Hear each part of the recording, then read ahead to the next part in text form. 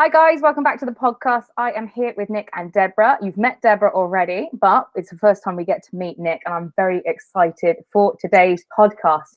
Guys, if you want to tell us a little bit about yourselves, how you are together, because obviously you guys are our twin flame union, which I'm sure we're going to touch on today. But if you'd like to tell me a bit about yourselves as individuals rather than as a union.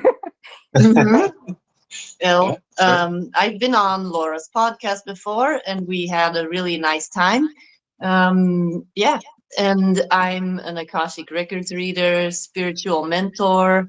And I'm an artist, and I kind of mix it all together. I paint spirit portraits and stuff. And that is also how I met Nick through my work. So let's hear a little bit about you. Yeah, we got connected through work. I kind of lost my way in the Amazon forest. And I started to work mainly with trees. So I'm completely connected to plant consciousness and working with nature to develop my own spiritual path, actually. And then through that whole process, also for work, I got connected to her to get deeper insights on my past and past lives. So I'm actually a medicine man, mainly working with ayahuasca now and kambo, and doing then readings as an intuitive coach with tarot cards and runes and coaching as well. Yes. That's so exciting. I did ayahuasca this year for the first time in February, and I've had a lot of experience with plant medicines of various forms. And very much in contact with plant spirits. I worked in herbology and kind of aromatherapy and things like that. So I'm always taking my tinctures, always taking my herbs and things. This year did ayahuasca for the first time, and it wasn't what I expected it to be. Excuse me, but I think when I got where I needed to be, my kind of my spirit guides were kind of like, why do you keep coming back here? your mission's on Earth, Laura. Stop coming back up here. So I was like, they kind of said to me, like, you need to stop, because it's a bit, for me, I don't know whether you have this experience, but I mean, Debra, you probably do with like reading the Akashic records and things. It's like when you're so very heavily connected to spirit, it's almost part of my journey has been learning to live in the 3D, like down here. And so every time I'd keep going back up into the 5D, they're like, she's back again. She's back again. What are you doing up here? You're supposed to be down there. So, So I think when I got there, the first night that I went, it was a three-day ayahuasca retreat that I did. And the first night that I got there, they said to me, why do you keep using psychedelics? Because they said, you have a door to us, but psychedelics is like a sledgehammer through the wall. They were like, you keep like knocking these holes in the wall, and it's like, just come through the door. And it was an interesting experience of them kind of trying to say to me that I think maybe I feel like I need a bigger connection with them than actually like, one that's more for the physical for me, if that makes sense. Whereas actually they're saying you don't need to be in physical contact with us, because if you're up here with us, you're not down there doing what you're supposed to be doing. And that was quite an interesting kind of process. Like that was on the first night. So I kind of really humbly came back on the second night, just being like, please don't kick my ass, guys. Please don't kick my ass. I'm trying to follow like the facilitator of the retreat. So I came back for day 2, and I was like, oh, please don't be angry at me that I'm back again. Like really worried I was going to have a really bad night. But I think by the sort of, I love it. I love working with plant spirits. I find that it always opens your mind up to something that you didn't recognize within yourself. And it's taken me, I'm still integrating everything that came through from February. Have you done ayahuasca or any plant medicines or anything, Debra? Because I'm not sure if that was part of, I don't think that's been part of your journey, has it? No, because I've never really felt the need for it. I've never had anything against it. It was kind of neutral on the whole thing, but I never felt like I needed it because I was born clairvoyant, clairsentient, and I'm just like seeing everything. And I'm always afraid, like if I drink ayahuasca, I'll just like take off and I won't come back. I'm like, bye.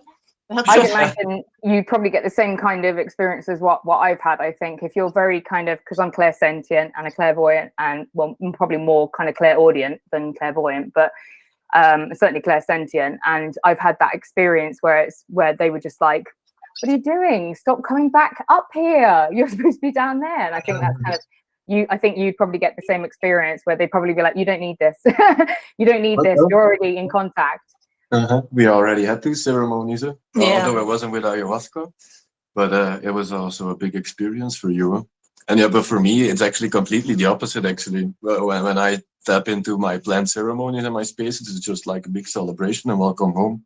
Like I'm just being embraced by plants, and I become my own plants that I connected with, and they're just working through me, and I just open myself, like I'm just a vessel of whatever that's gonna happen that moment. So yeah, for me it's a completely different experience, but that's beautiful how to see that plant medicines is very specific to each individual. Yeah, it's beautiful. I think Yeah. finding your own path is a really difficult thing to do, I think, because some people need certain things and some people don't. I mean, I've had 20 years of experience. Has it been that long? Yeah, I think it has been 20 Jesus, 20 years of experience with like psychedelics and of some form or another, and working with plant spirits. So obviously this is a long journey that I've had with them, and it's only been up to now where I've gone to do ayahuasca, where I was like, this is going to be the thing that fixes everything. And they're like, that you don't need this. And I was like, damn it. So, yeah. But 20 years of working with plant spirits has gotten me to where I am now. So I suppose, and I think in the pandemic, I had an even sort of bigger spiritual awakening where I was able to disconnect from everything from such a point that a lot of kind of gifts that I had hidden had started to come back through again, because I realized that I've been having like mediumship the whole of my life and actually being able to see things. And because it scared me, I shut it down. And so I kind of, and then this year, I think just before I went to the ayahuasca retreat, it started to come back in again. And I was like, oh shit, I'm losing it. And one of my biggest fears is going mad. So, that's like, because I had a nervous breakdown when I was 15, completely lost my mind, was seeing things. And I was kind of like, I didn't know if that was psychosis or what that was. And looking back now, I don't know whether it was psychosis or actually that gifts were awakening. And it really scared me. And then sort of when I went to the retreat, interestingly, to do ayahuasca, one of the things that came out was about the shadow people that I see. And somebody else was there, and he was talking about that his mother had come to visit him, but she was just this shadow, but he could feel the energy of her. And I was like, hang on a minute, those shadow people, I don't think they're actually bad. But when I was a child, they scared me so much. Whenever I saw a shadow person, it terrified me. And I'd had this, anytime that started to come back in again, it was just shut it out, close my eyes, do very over my head and pretend it wasn't happening. But then during the ayahuasca retreat, it just completely changed my view of it, that actually they're not bad people. It's like that there's the shadow isn't about being like something that's evil. It's just the absence of light that's there in their realm in a way. So that completely changed my view. And then because of that, I started to become more open to it. And so some mediumship and some other things started to come in over the last couple of years. So it's been an interesting process. It certainly has. Are you trying to get Debra to do some plant medicine with you? Oh, well, I'm really looking forward to it, because if I see how the last ceremonies have been with us as well, it's just like as a twin, you are one. And then like I already have my things that I developed for myself, and she as well. But I noticed the first ceremony that we had, it's like we are just really like this one thing that's working together. We just have to take a look at each other, and we already know what needs to happen or what needs to go. It's almost like a second home. Like you just know naturally what you're supposed to do in that space. And that was a really big surprise. So I'm looking forward to introduce her to the family where I'm drinking and learning. And like, yeah, and it's going to be awesome to show her the jungle, because that's a completely new world. This one thing to do with here in Europe and in civilization. But if you really go to her house, to the jungle where she lives, the energy is completely different, and the experiences go way, way deeper. And it's easier to connect to the plants as well. Yeah. And then also actually to come back to the things that you said about those shadow people that you see, where it's something specific in the work, that's what you do. Like you transmute the darkness into light.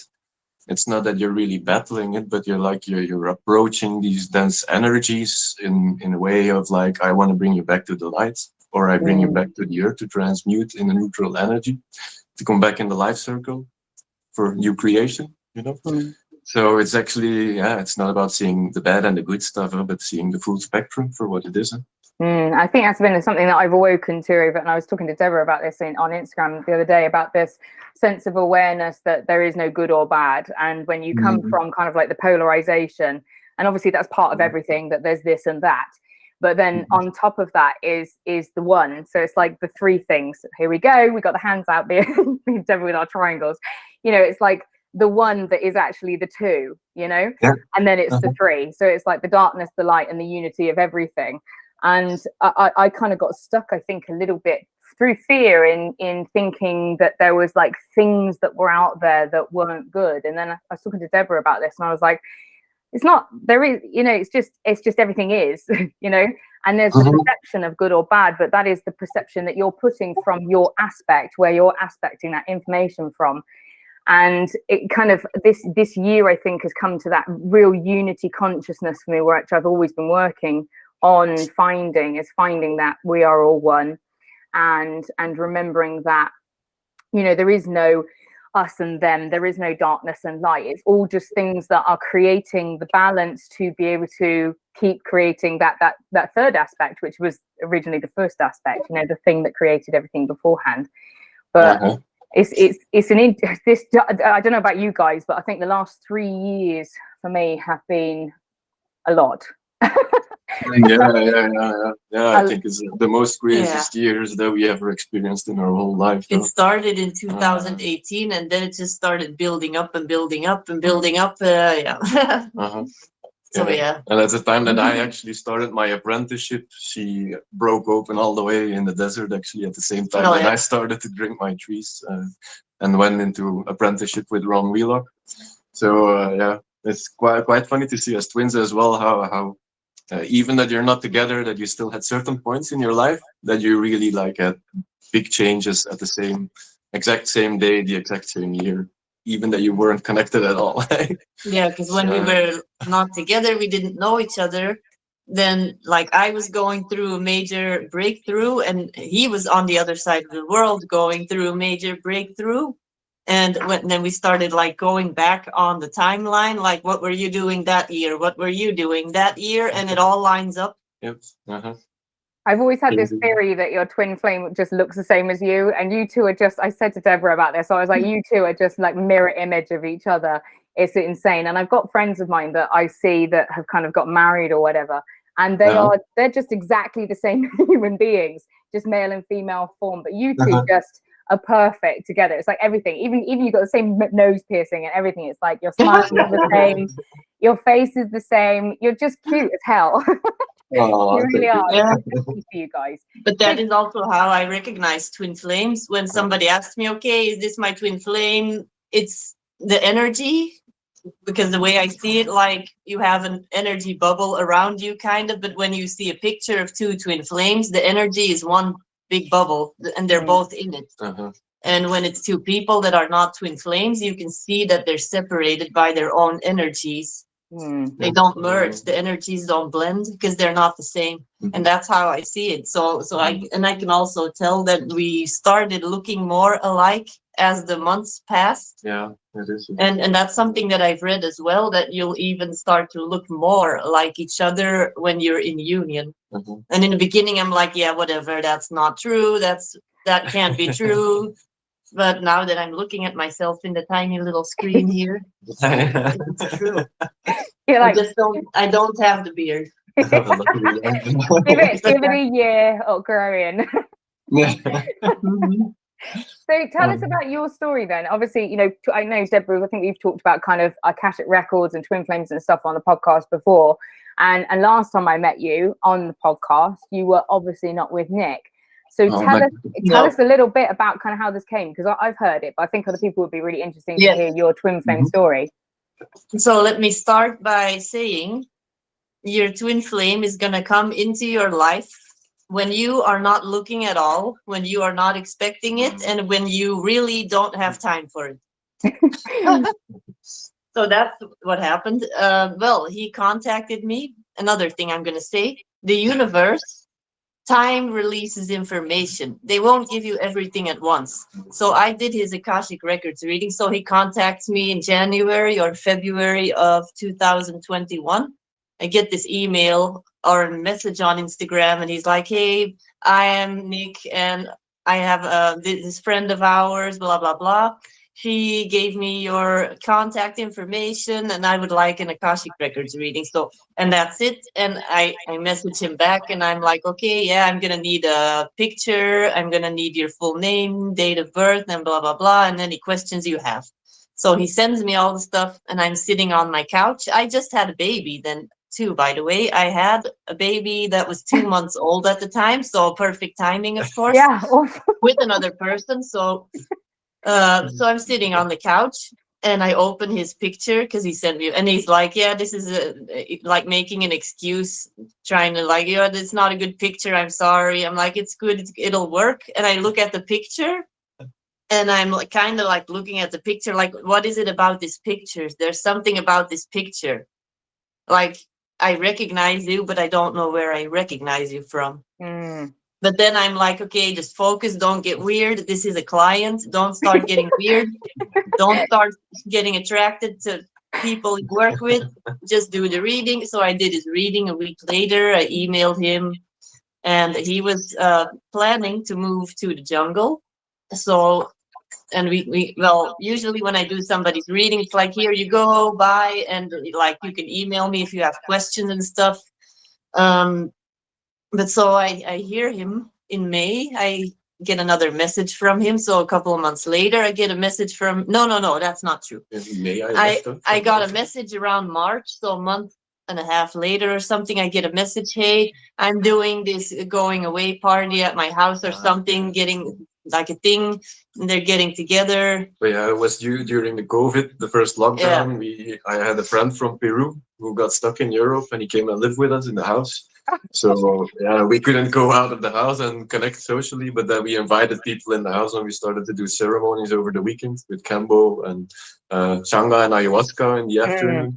And then we got like really a lot of people coming in and out of the house. And then one of the ladies that came by for ceremonies connected us together. She was like, "Oh, I got this reading from this crazy lady. She's a baby." I give it a check. Yeah, so this And friend. then at the end of actually the circle of the lockdown, when we were closing down to prepare to go back to Peru, we invited everybody to have like a holistic health day. Because I had many connections in Belgium that were doing a little bit their own thing with light frequencies, crystals, sounds, you name it. And we just wanted to come together to just share our experiences and how we were feeling about that time. And I invited her as well. But then He sent me an email, and that's when I realized there was more, because I was surprised by the answer that I got from my spirit guide. So I get this email, and it's a really polite email, like, "Yeah, we're doing this thing. I would really like it if you could come. It would be interesting. And I'm leaving to Peru, and this way we get to meet." Because I hadn't seen him physically in real life. I hadn't seen him. Everything went through like online. The readings that I do, they're long distance. So, and there's this, like, the first reaction is like, "Yes, I want to see you." But then I'm like, the second reaction was like, "No, you cannot see each other yet. You're not seeing him. You're not going." And this like panic came over me. Like, what the hell? Why? Like, I could tell that this was serious. "No, you cannot see him. No. Because he needs to go. And if you go, then he's not going to go." So I'm like, okay. And I wrote some kind of excuse, like, I don't have a babysitter, blah, blah, blah, blah. I can't make it. So he's like, okay, that's too bad. And I felt like, yeah, but I kind of want to meet this guy. But I had this feeling like, no, this is not supposed to happen. So I was like, okay, I'm going to listen. I listened. And then 2 months later, I got another message in May and he was in the airport in Lima, in Peru. In Brussels. No, or in Brussels. With on my your last way. Belgian beer. I sent you a picture like, "It's time to leave. Thank you for the reading. I'm finally back on my way home." Yeah. Yeah. And yeah, so I get this message and I felt this sense of relief. Like, okay, he's going where he's supposed to be going. Okay. And then I kind of forgot about it, but then it started. Once you arrived in the jungle, the whole thing started, the whole twin flame telepathy thing. So it was a little bit later, huh? Like first I kept you up to date, like with some pictures. Yeah. I really took my time to adapt a little bit because I was really worn out. I was at another point of burnout, which is one of my specialties. From the Me too. One of your specialties, how to burn out. And yeah, I really got into a crazy situation in the jungle actually. We had the agreement to go and take care of the camp from the same friend that was actually staying with us in Belgium. But then things got completely sideways and it didn't work out like it was supposed to work out. So I actually closed the community to do work for myself. And then by the time that I was about to make that decision, there was another guy from outside just coming in with tree bark. I was like, well, what are we supposed to do with that? And he's like, yeah, it's for you. You have to drink it. No, okay, yeah, I wasn't asking for it, but right, okay, let's see what it is. And then I cooked up the bark, I think. Yeah, and I drank it for 3 days. And then the first 3 days that I drank it, that's when things really started to open. And it was actually Renako. Renako is a master tree in the Amazon. You have specific people that only work with ayahuasca or work with specific trees or work with tobacco or you name it. And you also have people that specifically only work with Renako. Renako is actually the tree of love.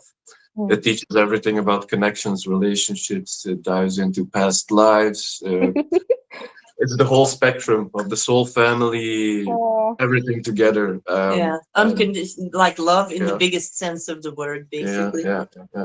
And that's when things started to open up and I really started to get crazy experiences. But telepathy and feeling her presence. Let's go back to the thing. But that was the chronological. Like this was a very important part because after those 3 days, everything started to open That's up. before you contacted me for the second reading? Yeah. Okay, because then we're back on track with the story. Yeah. So yeah, then we're in May. So kind of just so people know, because I know this. So if you're listening and you are new to us, then now you know where we are in the story. It's May 2021. And so yeah, and you leave and then you're gone. And I kind of try to go on with my life. And then I get super sick. I get like the worst sinus cold ever. And I'm like, can't breathe at all. I have to sleep sitting up and stuff. And he sends me a message and he sends me all these pictures like, hey, I'm in Peru. Here's all the pictures. And I see all these pictures. And I'm like, I have this sense of just feeling really concerned. Like I want to make sure that this person is okay.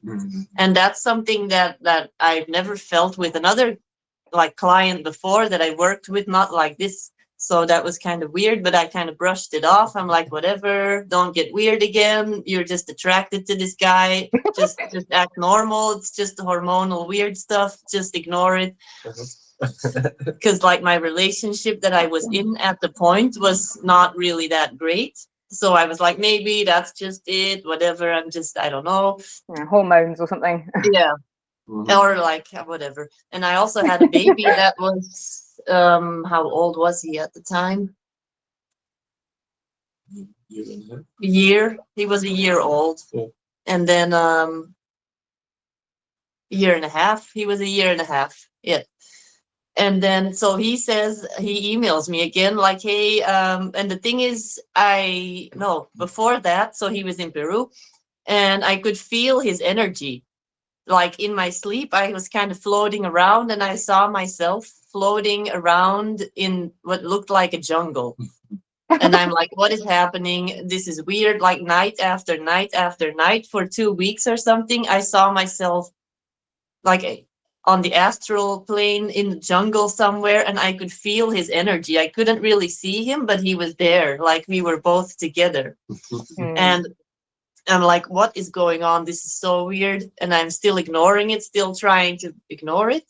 And then he emails me and says, I feel like I need to get a second reading from you and get a more in-depth reading, more details, more information about specific blocks and this and that. And I was super sick. And I'm like, yeah, but you're going to have to be patient because I have the worst. I said, they literally shut down my third eye. My sinuses are just completely And now I see that it's probably because with all the stuff that was going to happen, I was going to see everything at once, and I would have been freaking out. So I said, okay, I'll do your reading, and blah, blah, blah. And so another few weeks pass, I'm all better. And I still have this feeling, it keeps building up. And I knew that I was nervous to do his reading, and I never have that ever. And I'm like, why am I nervous? And I know now when I feel that way, that there's going to be something in it that's about me. Then I'm going to see information that's about me. And it's like, I can tell.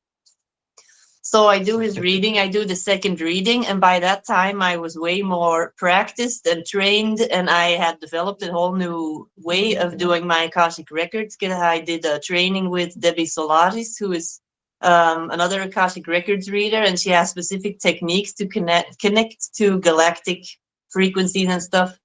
So I started doing my readings in a whole different way. The chakra readings, before you did into the chakra readings, and then the I second started. I added all kinds of stuff to it.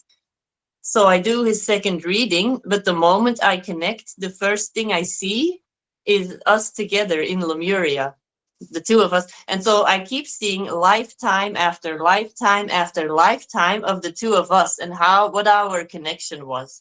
Like there's a lifetime in Lemuria where we were working together with very big trees, putting crystals around them and like charging up the trees. And the funny thing is, I already had my course online, Activate Your Telephone Line to Source. That's the name. And then I see the lifetime with this tree. And in the lifetime, and also in another hypnosis session that I had a month earlier, I saw that the trees were used as satellites, telephone poles to the motherships, the Pleiadian ships. So that's what I saw. And I'm like, okay, this is another little puzzle piece of information. Apparently we were together in Lemuria. Okay. And then I see, I didn't see the Atlantis story, I think, yet. That came later. And then, then I saw an Egyptian lifetime where I was his mentor and he was a student. And I saw other lifetimes and a lot of information that he needed at the time because he was in a very difficult situation, conflict with other people in the jungle. And all of that came up and I felt like I needed to tell him, but he didn't tell me anything about what was going on. He was always very like, I want another reading, blah, blah, blah, blah. Okay. And they never We're really all like that. Don't tell him anything. If I do this kind of work, I approach my ceremonies always the same as well, is that I'm just open to receive whatever is the next thing that I need to receive, instead of really focusing on specific things that I want. Yeah, if I'm you exactly do that the in same. ceremony, Exactly the same. you never get what you want, but you only get what you need, though. That's exactly it. I gave up that battle, and I just say like, yeah, man, I'm here for the other round, so give me what I need, and I'm back on my track, you know. But so in that lifetime, I saw that we were somehow very connected. Because then the images that I saw, like the Egyptian lifetime, I saw that I was some kind of like priestess and we were doing some kind of sex magic stuff. And I'm like, how am I supposed to tell this person that I have not even seen in real life that apparently I was some kind of Egyptian tantra teacher and he was my student? I can't say that. So then I changed it a little bit. I'm like, yeah, we were working together in Egypt. And I'm like, yeah, I'm not going to say the details. So, and I sent him the whole reading and it was about 12 pages all typed out, I think. It was long. Yeah. But then funny to see now as well that this kind of tantra topic, specifically from Egypt, also came back in the last we'll get months. to that. Yes. Yeah, maybe and let's go back to the timeline so that the people can follow the story. So the second reading. Because I do want to really explain just how it feels, all the stuff, so that people can recognize it when they're going through this. Like, what can I expect, or what am I feeling? Because it's very confusing. Your whole world just gets like turned upside down. Yeah. So I email him back and I say, here's your reading, but please don't get freaked out because I saw myself in a couple of your lifetimes that came forward and I felt like I had to tell you. And so he emails me back like, all of this resonates, and I feel like we know each other from a lot of past lifetimes. And I'm like, yeah, I feel the same. And then we kind of started talking because we were both like intrigued by each other, and like we have to be in communication. We kind of didn't say that, but we both had the feeling we need to be in contact. So we started talking, we started sending each other messages, and then before you know it, we're texting each other all day long, constantly. He's in Peru, I'm in Belgium. I have 2 kids, and I'm living with my ex-partner, so perfect situation. Yeah, so, and then about in the beginning of July, I asked him if I asked him for permission to look at our soul contract. I said, I want to know what this is, because this is clearly something very special. We're not putting any labels on whatever this is, but this is something that is important. And he's like, okay, I give you permission to look. And then, yeah, one night I went into the Akashic records and then specifically asked to be shown what we are, why is this happening, what is this, what are we supposed to do. And the moment are you there? Yeah. Okay. The moment I closed my eyes and I asked the question, because it feels like spirit was then saying like, okay, you asked for it, you're gonna get the whole thing. And this whole like wave of information came over me. I got bombarded by everything. Like this, I saw this. First the letters, no? That you saw. No, first I saw the lifetime. I saw Atlantis. So I saw us in Atlantis, and I see this whole lifetime playing out in front of my eyes of us together in a big temple in Atlantis. And I see other people that I know. I see my daughter. I see a friend of ours that was also our daughter in that lifetime. And then we had a son as well. So we had 3 kids, and I was pregnant. So I see all of this. Like the 4th baby was on the way, and we were married, and we got married in Atlantis by the water, and there was this huge crystal, and we had to put our hands on it. I saw the whole marriage ceremony again in Atlantis, and I'm sitting there like, what is happening? And I can't do anything because, like, you know, when you see very vivid images or like in hypnosis, your eyes go in like REM state, and they're going like this, and then the images come and you can't stop it. So I'm just sitting there seeing everything, can't do anything. And then I saw the letters, like, how do you say that? Hieros Gamos in Latin for twin flames, or like sacred marriage. And I see those letters spelled out in front of me, like in bold letters. And like, wow. Oh no. And that's what, because I knew those words. I'm like, no, this is not, no, no, we're not twin flames. No, I'm with another guy. I have 2 kids. I have a baby. No, I can't do this. This guy is in Peru. So I'm sitting there, and he's waiting for an answer on the other side of the phone, because I told him I'm going to go and look. Yeah. And then I'll get back to you when I'm out of the Akashic records. I'll update you. And I'm quiet. And he's like, okay, like, it was taking a while for me to respond. And I said, okay, I'm going to tell you the story, but I'm not ready to tell you all of it. I'm going to tell you most of it. And I told him the whole story. I basically told him, okay, we were married, we had kids, this and that. I saw how we died. I saw how we got separated, but I left out the twin flame bit.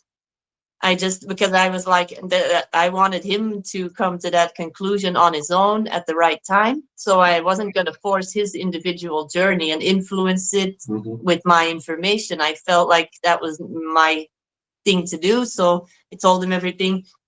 And it kind of brought us closer together, because by him receiving that information, it resonated, and he recognized it on a soul level. He could feel that it was true. Yeah. I really connected a lot of dots that I was just not seeing in the past. Things that I had a lot of questions about, like, why is everything so strange for me? And it's not like that for other people. And then as soon as she had everything spilled out to me, okay. No more questions. Thank you. Now I see where I'm at. And then we we realized that we were very important to each other, but we never had any expectations. And then we just started talking and talking more and talking more. And before you know it, we're like at this point where we have to admit that there's stuff going on and that there's feelings involved, and we admitted it to each other, and that we didn't expect anything. Like, I wasn't expecting him to come back. He wasn't expecting me to like leave Belgium. So we were just like, okay, let's just be there for each other and take it one day at a time. Mm-hmm. And then you decided, to do the diet. Yes. But then before all that, I told you went all the way in. You did one more reading to really get some more details on the twin flame thing before I went into diet. Because you brought me this whole packet of information at the time that I asked for more bark, and I was preparing for going 1 month in diet with the same tree that I drank 3 days before. Yep. And then we stayed in touch as well. Because I opened a dieta with the intention, like, if you open a dieta, you say to a specific plant, like, this is the reason I want to connect to you. I do so much time, and that's how it's going to look like. It's like you put up a contract, and then you do whatever you put in the contract. And the questions towards my dieta was like, I kind of really have to work on this. And after this dieta, I really learned the going in big ultimatums is not the way to go. So my contract was like, okay, like, I'm dealing with these relationships now. I still have certain blocks around relationships as well. If you really want this to work out, then like, just let's clean up everything that's in the way, so we can just do what we need to do instead of doing like, put it in baby steps or something. No, straight away, all the way. And then everything started. Everything, one thing after another. I think the first 2 weeks of the dieta, I was quite okay, and it was like, oh wow, this is one of the most gentle dietas I ever did. But then the communication that I received from her side, she was going through one thing after another that was really difficult to deal with. And then after a couple of weeks, like after 2 weeks, she started to calm down, and she's like, whoa, what was this 2 weeks? And then it came in 2 weeks for me. So it's almost like I was drinking for both of us while she was going through it in Belgium. And then the next 2 weeks were my turn to go through my circle of problems that I needed to face. But that was just actually gaining the information, gaining the insights, and opening the ways or the doors for the integration that would come actually the year that we've been living now. And this whole year has been one topic after another, all around the questions or the ultimatum that I put in the dieta for us. To clean everything out, to straighten everything out that was in our way. And then we got a very, very, very crazy year. I think it was one of the most craziest years that both of us ever lived through so far. And I think it's the way, like, it's the woman that seems to transmute the energy first and then brings the healing to the masculine. And it seems to always be that way, that like, we have to take the lead, that's part of our alchemy as women, I suppose, that we transmute this stuff. And it's interesting that you kind of had that process that was going on whilst you were in the jungle. You're all right, feeling okay, everything's great. She's transmuting all this shit for you on a psychic basis across the world. And then once she's transmuted it, then it seems like that's the energy that you can then bring in to actually transmute yourself. It seems to be quite an interesting thing that happens with twin flames that I've noticed anyway. But even in just relationships where it's just soulmate relationships, it seems to be the woman, interesting, that leads all of that kind of spiritual side of things. And I think that's what we see in the planet at the moment is the suppression of the woman. So then we have this unbalance, this balance. And I find that quite interesting working with plant medicines. When I took ayahuasca, the first night I turned into Gaia, like Mother Earth. My feet went down into the roots of a tree, and I turned into like the tree of life in effect.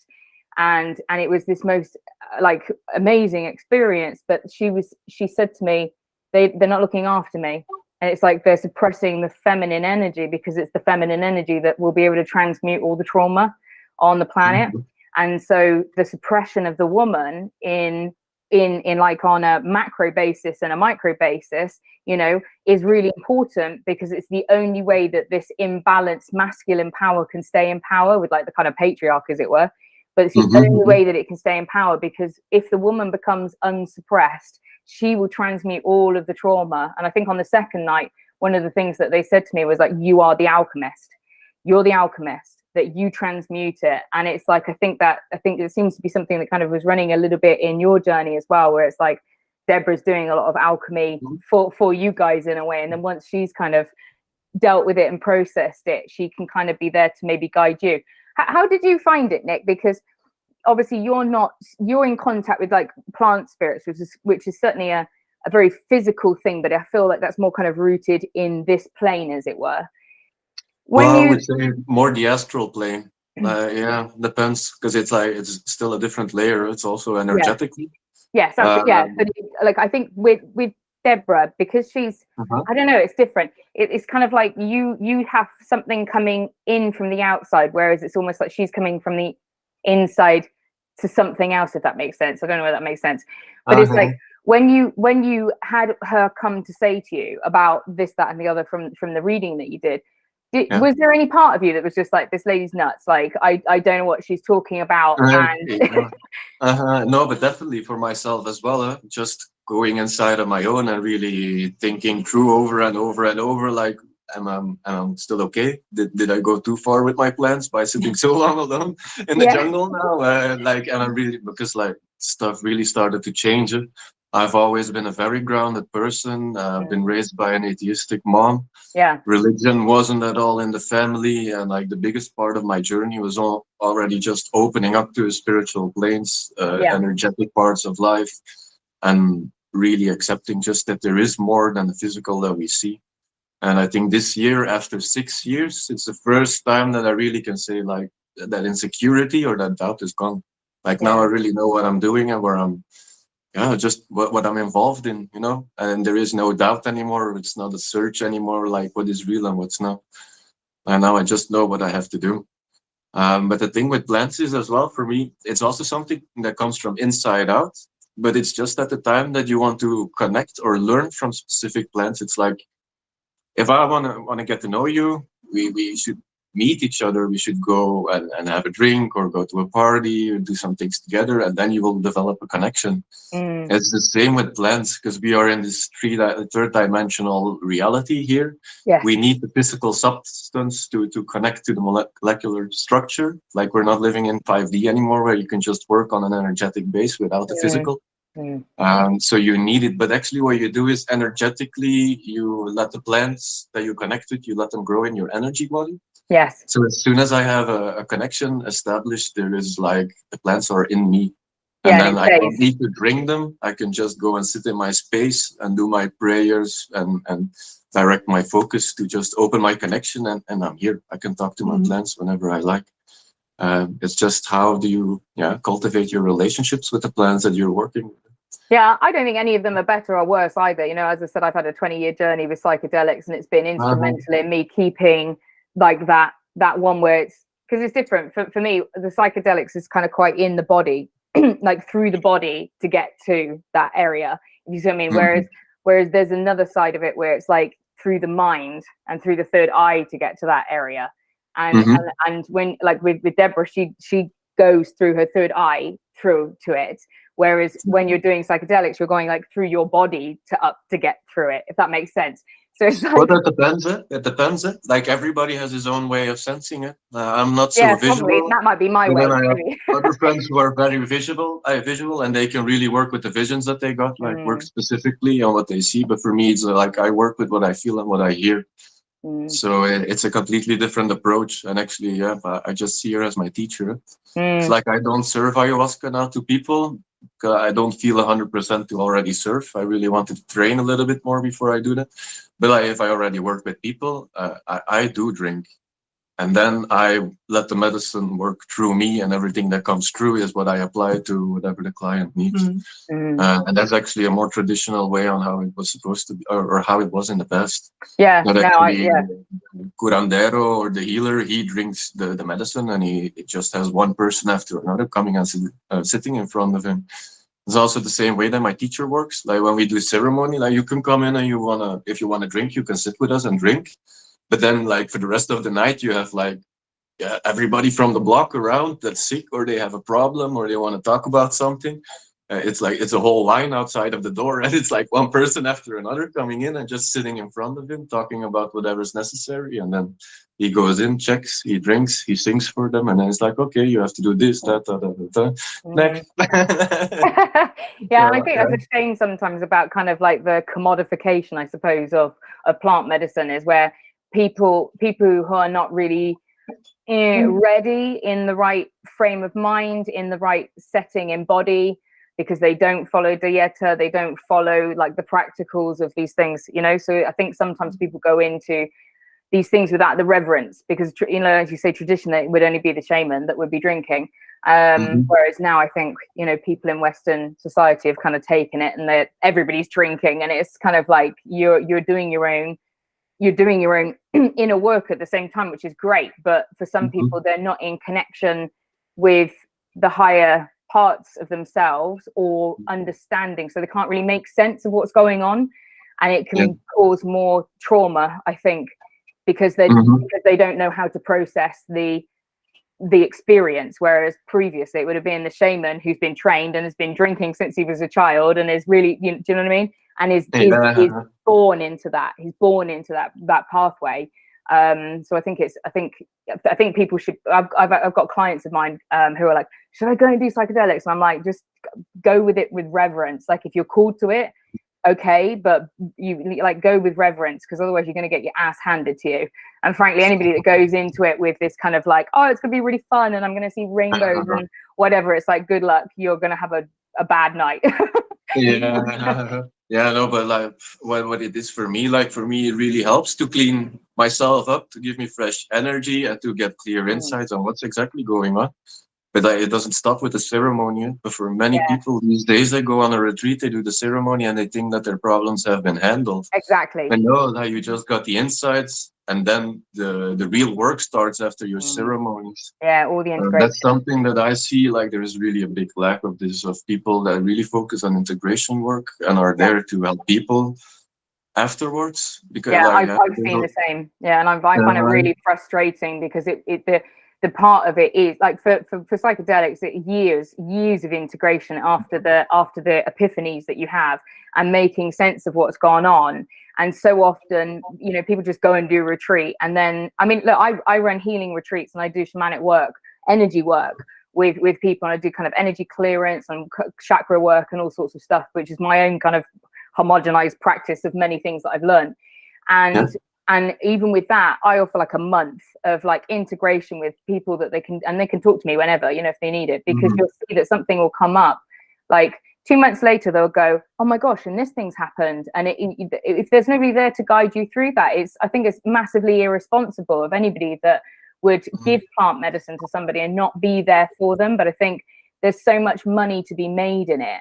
Unfortunately, over here and in, you know, places that people just are doing it from that perspective, rather than from the healing and the reverence, and recognizing that it's a medicine, and it's a spirit, and it's you know, you're dealing with like a god in a way. You're dealing with a plant spirit. You don't piss around with that. Yeah, no. It's really like the moment it gets serious, it can be very scary when you really notice, like, okay, this is it. No, there's no way around it anymore. But what I noticed as well is, like, I do have friends myself. I already lived for a while in Iquitos. I have friends who have really amazing centers, and they do crazy work. But it's also the amount of people that are passing by there. It's almost impossible to really follow each individual up for a whole year, very close by. So I think it's just important that there's more people who are doing integration work, and that they connect more to the centers as well, that there is like more like collaboration going on between, like, to get the most benefit out of it. And I wouldn't say that nobody is capable of doing it by himself, but it's like there's just not that much attention. It's nice to have the help when you need it. And it goes way faster. I've been working the first years on myself. Like my first teacher, he was like, nope, it's you and the plants. I'm just here. You have my space. You do whatever you need to do. But like, I'm not holding your hand. I'm not guiding you. And I was like, oh, okay. But then when I arrived at my second maestro, he was like, it was like my second dad. And he Aw. really was like, he takes you through it. Okay, man, this is why I use tobacco. That's how you can put your focus in it. That's that. That's fun. You see this? Did you saw that in ceremony? How did you go about that? Da, da, da, da, da. It was a completely different Yeah, experience. yeah. And it's just to see, like, it's almost like a fast track in learning as well, because you have somebody who is explaining you along the way what you're seeing, what you're going through, and you don't have to figure it out on yourself. So I Hmm. saw myself growing way faster when I was started to drink with Pedro, his family, than I was doing work by myself. Hmm. And then yeah, now after this dieta, Debra really like gave me a kick in my under my ass. Like she like, you really need to start working on this, man. Like I was just too insecure to come out of the closet. But yeah, but it is. So yeah, but now I really noticed that it is really time to start working. And over the year, I managed to develop actually this thing that I'm doing now for integration work to figure out what the importance of it was. I think it's just important to pay much more attention to it. People will grow a lot faster, they will learn a lot more, but people really have to know that it's not a magical bullet. You know? Yeah, that's exactly what I say. It's not a magical bullet. I had a client say, you know, I want to go and do ayahuasca. I said, well, what's your intention? She's like, I'd like to get over my anxiety. I said, okay, so you're going to go and take ayahuasca and you're going to have a panic attack probably for 12 hours. That's going to be how you get over your anxiety. So you could either do it that way, which is the fast track way, and you'll be like, okay, if I did that, I can survive anything. Or we could do a really nice, gentle way where we work on kind of changing these habits, because the reason why it's so intense is because it's intense. You know, the only way you're going to get through something is through it. And then you do the ayahuasca and you will scare the shit out of yourself. You will be frightened. You'll see things that maybe are quite intense for a lot of people.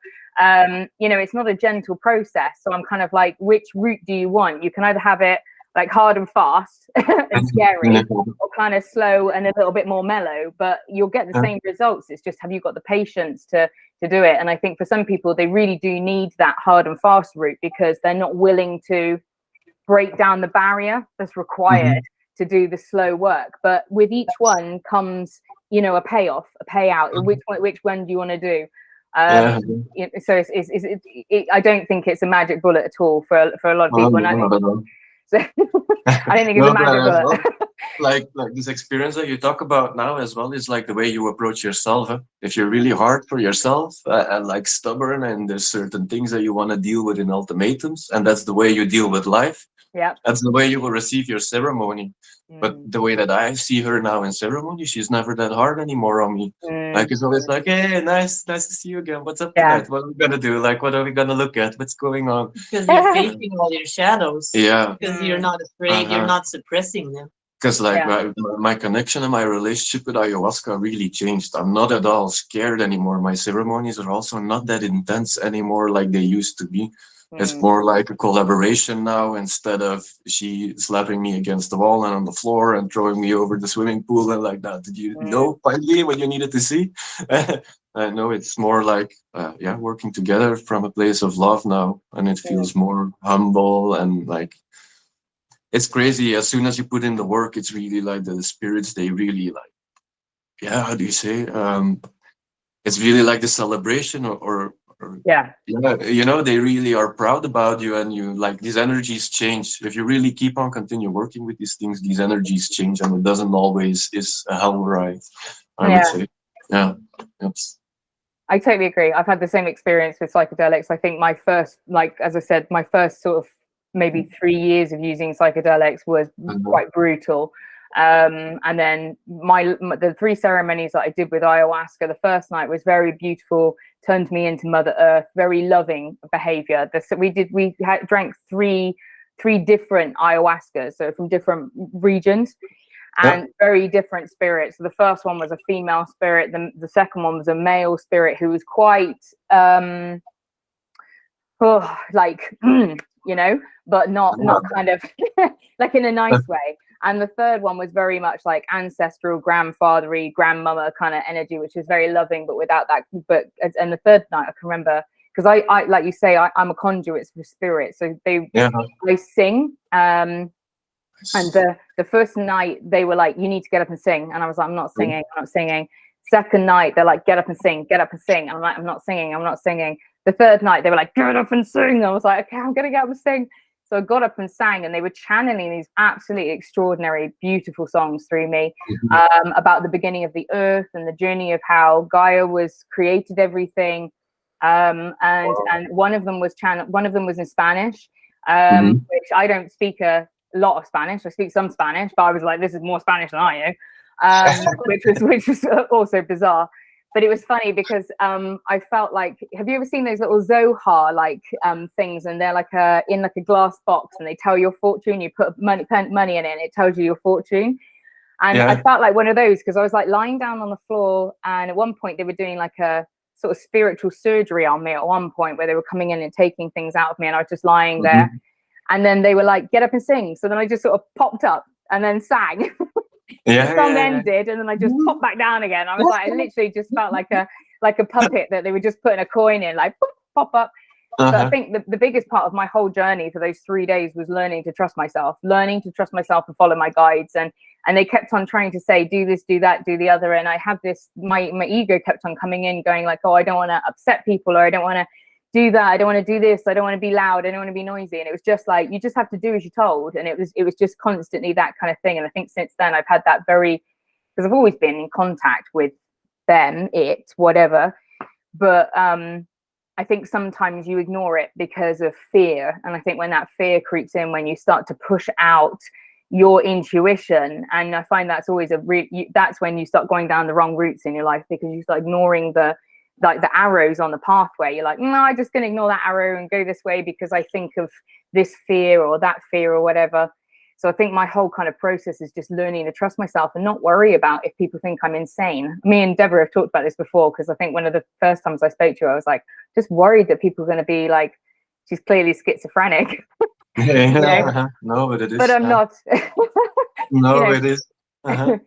So with your twin flame journey, you in effect have seen these arrows on the floor, and you've learned to follow your intuition. Continue your story with it. So you're out in Peru. You're feeling. I mean, you've had to but change a lot of things in your life, Debra. How did you find that with the whole following your intuition thing? Well, yeah, the thing is, at that point, I was actually really happy with my life. My work was taking off. I was doing what I loved. And I was trusting my intuition. And because a few years earlier, I had left my ex-husband in the US and with my daughter. So we moved back to Europe, to Belgium. And I just felt really empowered and good, and like my life was on the right track again. I'm doing good and blah blah blah. And I had a part-time job working for a boss, and then at part-time I was building up my own spiritual business. So I was like what you said, taking the soft and mellow road. I was doing that, perfectly happy with that. Everything was good. And then he joined, then he came into the picture. But then, so the night after I saw all that stuff, like the Heroes Gamos and whatever, and the Atlantis and the Twinflames stuff. So the next morning I get up and I'm like, what the hell? I need some kind of guidance. And I have an Archangel card deck, and I pull a card. I had my altar, and I pull a card for Archangel Samuel, who is the Archangel of unconditional love and twin flames. He's a twin flame angel, basically. And I pull this card, and he says, remember that only love is real. And I start crying. I'm just crying. I'm like, oh my God, this is real. Oh my God. So, and then so we kept on talking and everything. But then every time I had a question about this connection, that card, I pulled that same card every time. I'm like, okay, I get it. It's really my twin flame. But then because I wanted it so badly not to be true, the universe kept giving me signs every day to tell me, no, this is true. And we will take care of you if you let us. Trust us and just listen to our guidance. And I know it's not going to seem normal what we are going to ask you to do, but just trust that we will be there to catch you. You're not going to fall. We always have you, basically. Yeah. And so that is the big test for twin flames, is to trust that you are always protected. And for the female in a twin flame connection, because after years and years and years of the patriarchy basically determining everything globally, women don't trust men. No.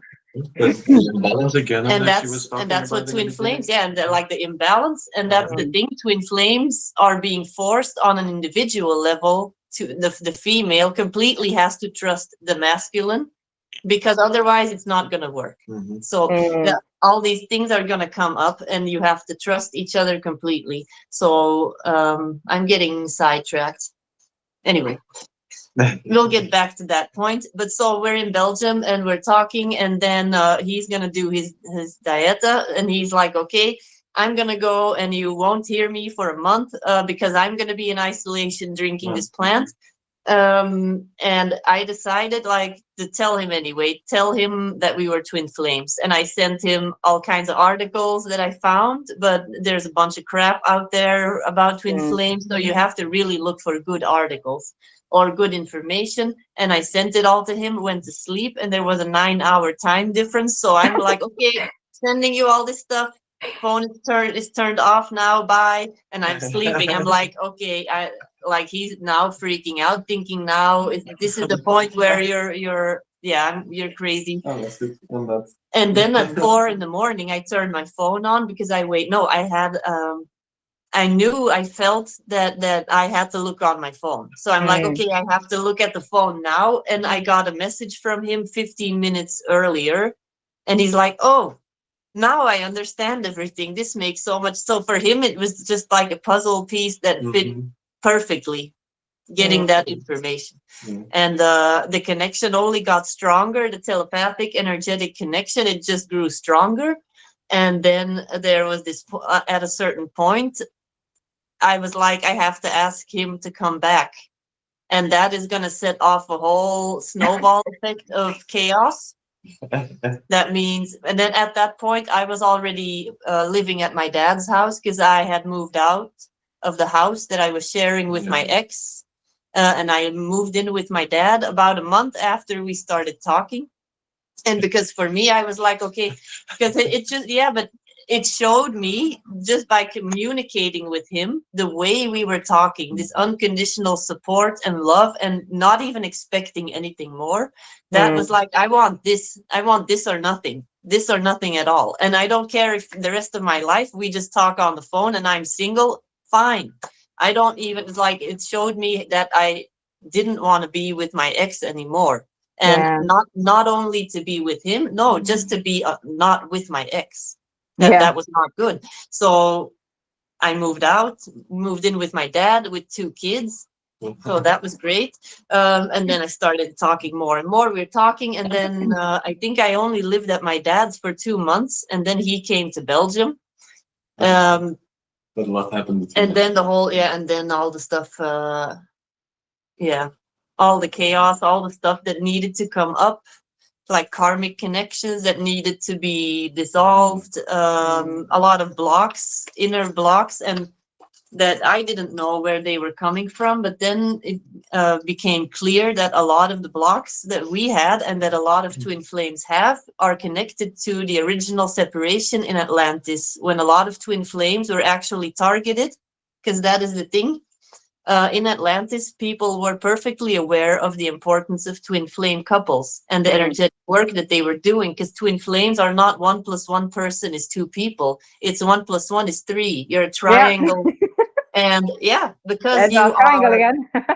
in a connection, exactly, and in a connection with each other that is connected to God, to source, to creator. Because you're serving a higher purpose as a twin flame couple. And they knew that. And in Atlantis, a lot of twin flames got killed or put on trial and publicly executed, all this stuff, because they wanted to scare the people, make an example out of them. And a lot of these couples have trauma still stored in their Akashic records, in their soul, and even in how they will, I call it soul PTSD, soul post-traumatic stress.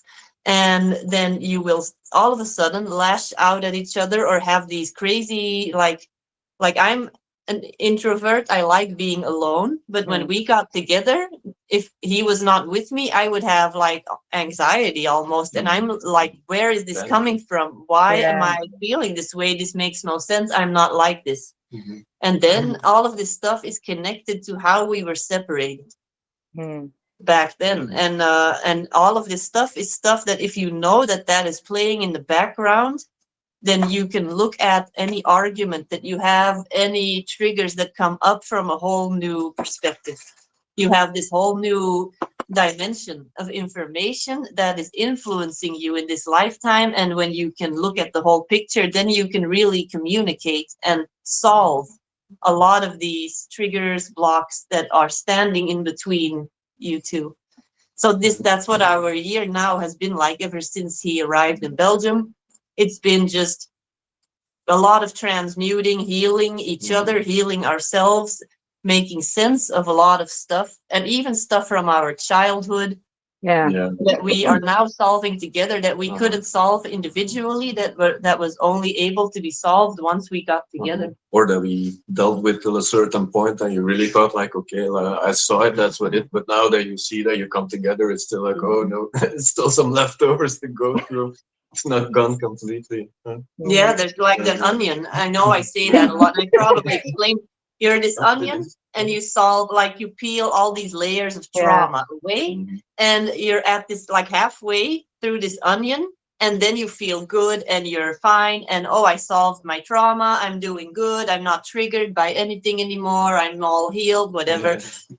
And then you meet this perfect energetic match that has like the same that is you electromagnetic field, and so you merge because the energy, it's like water meeting water. It's going to merge together because it's the same. It recognizes itself like as, hey, you are the same thing. So when we get together and our energies, because there's this whole twin flame merging process, and a lot of people, they talk about, oh, it's such a fluffy thing. Oh yeah, the twin flame. No, it is, when you look at it from a quantum physics perspective, you have two energetic fields that are becoming one big field. So all of this stuff that is in your onion that you have already half peeled, and his onion, you're putting all of that together.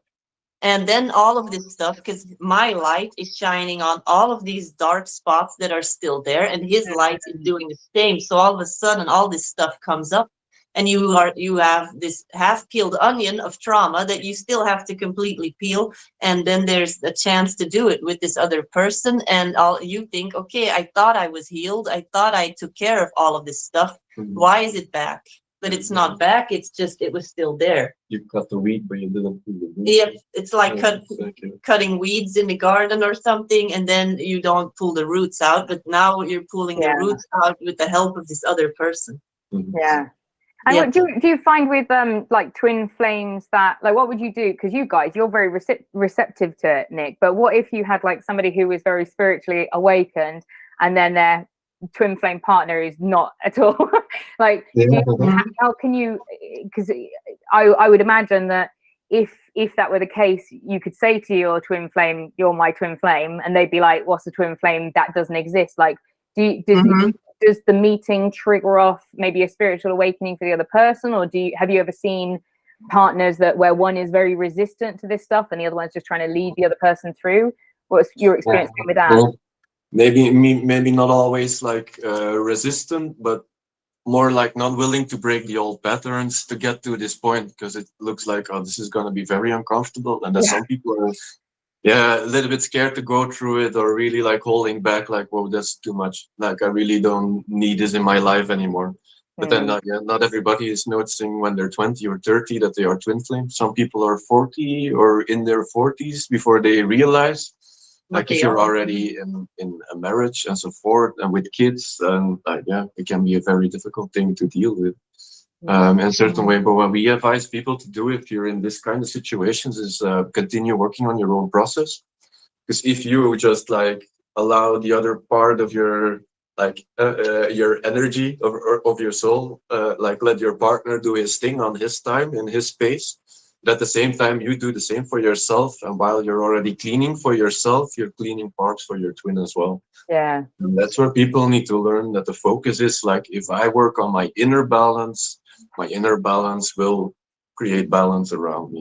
So whatever needs to happen will happen, but as long as I keep my focus on what I need to do in this current time, all the rest will work itself out. And that's how you manifest from inside out.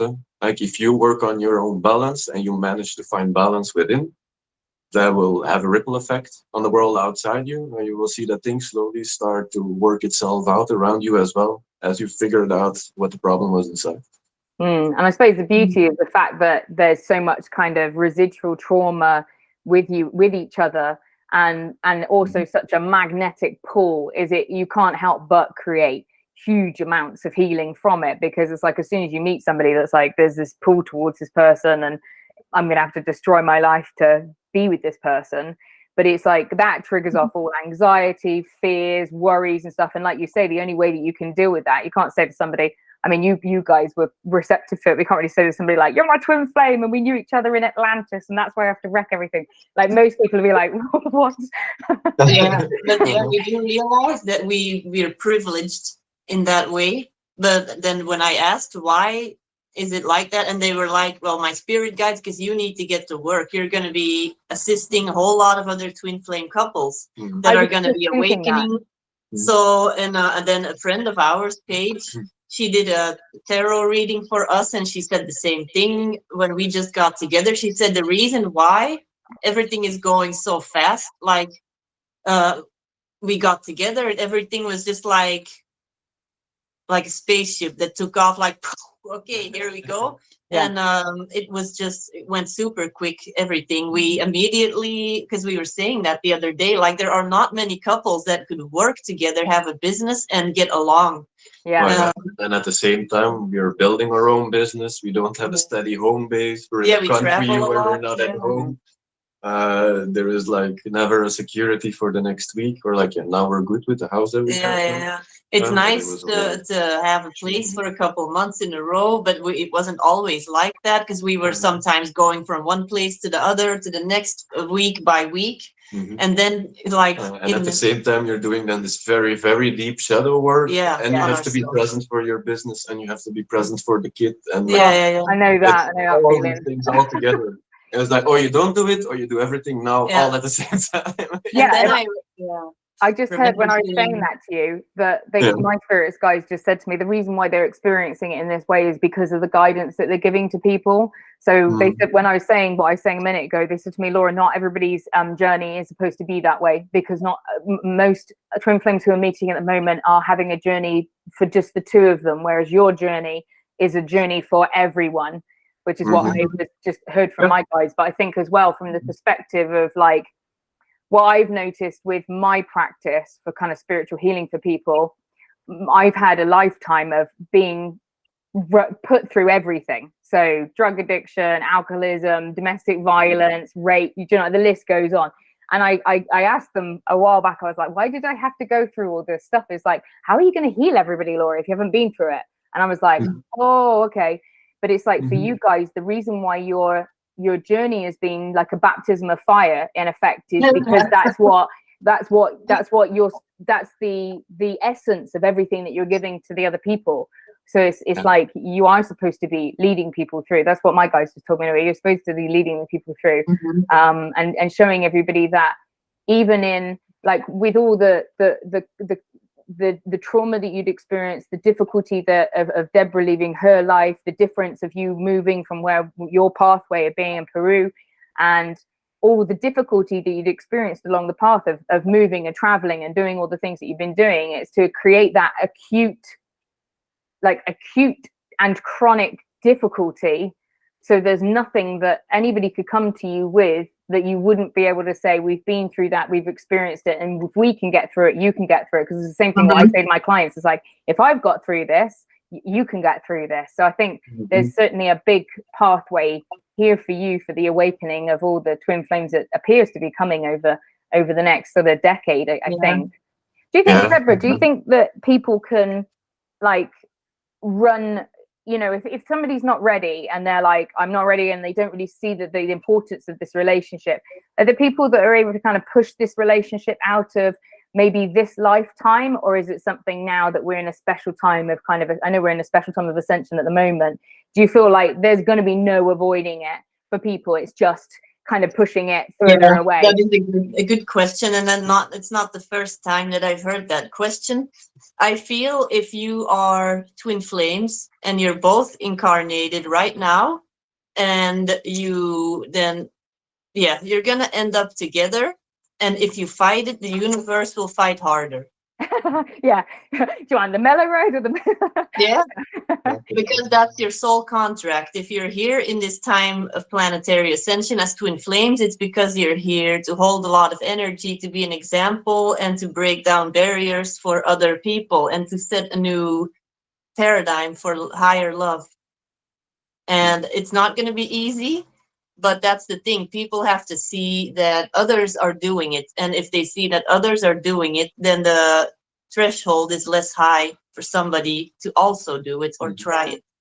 And for the collective as well. As soon as there are certain people really deciding to break these circles, you have more and more and more of this experience that is going to go into the collective network as well. So like the information that has been worked on already will be more easily available for other people that are about to reach that point as well. Yeah, and I think at the moment there does, I mean, it's interesting because, and we've talked about this a little bit, with like the ideas of trauma bonding and narcissistic kind of love, and there's some kind of similarities that I've seen between people who maybe like I've had clients that are kidding themselves and they're like, this person's my soulmate, and like, that person is not your soulmate. You're trauma bonded to the hilt with that person. And I think sometimes there's like at the moment in like you know, healing spiritual kind of realms of where online or whatever, like you said, there's a lot of stuff that kind of really makes you want to push your twin flame away if it is actually a twin flame relationship, that causes a lot of concern and fear. And I wonder if that's something that's kind of continuing again a little bit from kind of the timelines of Atlantis, where it's like something that is trying to be squashed because actually it's something that is, my cat's just going to come that it's actually something that's going to collectively level us up, and so it's something that's like they're trying to repress it in a way. Do you feel that that's something that is obviously you guys leading through with such passion and strength and honesty as well, I think is something that will be very helpful for people, because we can see that the difference between maybe like a karmic partner or a trauma bond or that kind of things. I mean, what would your advice be for people who are kind of feeling, I'm not sure if that's a karmic partner, I'm not sure if this is just a soulmate, I'm not sure if that's a trauma bond? What have you got any kind of fail safes in a way? Yeah, toxic side, so there's quite a lot of insights actually. Well, yeah, because I've been in both situations. I've been married to a very manipulative person who, like, I was in a trauma bond, like I had super Stockholm syndrome. Looking back at it, if he would have told me you can leave now and never come back, I would have stayed in my chair, and there's no way that I would have left. Yeah, that's how stuck I was, because in my head, because he had programmed me to believe that nobody would want me, I was worth nothing, blah, blah, blah, blah. I was crazy. I couldn't be trusted because all he said was true. I couldn't trust my own thoughts. So that's the manipulation of the whole thing. And the thing is, with him, it could get very intense, but it always got worse. It kept accumulating more and more drama, and it never got better. Yeah, so just getting dense and no lightness. Yeah, and when things with the twin flame get very, like, you trigger each other and you feel so insane after a while, you're like, what the hell is this? But it's all this old stuff that is coming up. They have a flashlight and they're standing across from you and they're shining on you, and all of this stuff is like being exposed to the light. And then you start to act like a crazy person to each other, but it's all these triggers. But the difference is, with a karmic partner, that stuff is just gonna escalate. Yeah, and it's gonna escalate and escalate to the point where either you have to make the decision to leave, or you just basically you never get out of that cycle. And with a twin flame, each time there's one of these explosions, you see everything for what it is in the end, and you can talk and you can feel the energy shifting, and it gets smaller. It gets smaller, and instead of escalating, it gets easier and easier and easier. The more of this dense energy that you burn up, because the way he saw it with the energy and the merging, explain that again with it's like wait. I saw it like this, it was this like a bright blue white tube coming down, and it was splitting up in two, and like you could see that it was like coming together like this. And at the same time it was doing this, you saw all the dark spots and all like almost dirt that you would have it in a pipe or something like for water, you know. Yeah. That just clean the pipe out, and all of a sudden the energy would be able to flow like really clean and directly, like no more blocks left. And I had the feeling that this was the process that we have been going through. Like there is so much light present, and like you need to come together, and everything that is still filled up with dense space, there is no choice anymore. It's not like, now, okay, can you stay, can you go? Like, nope, you just have to go. That's it, no choice. And that's what it is to be with your twin together. But you know, just like that every time things were getting better and better and better, which was not the case in toxic relationships. But it was also very interesting to notice, like, by just putting someone in such loving conditions, I wouldn't say in a comfortable space, but like to show them unconditional love. Yeah, the complete opposite of what you saw your reality was like can be so triggering, because it doesn't match your reality. And you start to question things, and it starts to trigger a lot of uncomfortable feelings. And that's how it comes up. And at that same time, your man is like, but that's why, that's how it looks like. Now we see for what it is, and you recognize it. So it isn't a problem anymore. It's not a question anymore. It's clear. You understand it. You see it for what it is. And it's okay. Well, I don't need it anymore. I want to give people a specific example, because I want you to understand, like everyone listening, that there will be points on this journey that you think you have now completely lost your mind. And then you're like, what the hell am I doing? What have I done? Once, it's not just one or two times. Well, no. So I thought I was from all the trauma with my ex. I thought I went to the therapist. I did all the self-help stuff, read all the books, blah blah blah blah. Went and did yoga, was meditating, all the stuff. So I'm like, yeah, I'm all healed, yay.